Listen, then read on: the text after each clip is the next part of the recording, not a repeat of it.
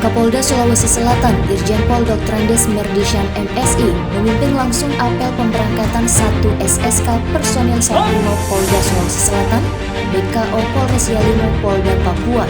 BKO Polda Papua, pengamanan Polres Yalimo. Yap.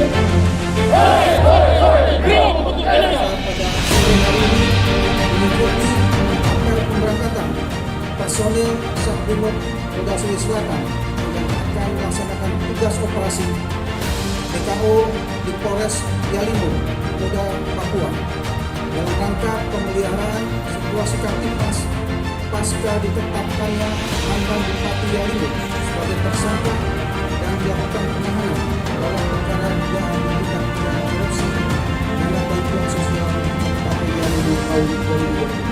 Penugasan personil Satrimo Polda Sulawesi Selatan ke Polda Papua sebagai bentuk program quick response di Nusantara dengan menjaga sistem Kamtipmas di wilayah Nusantara.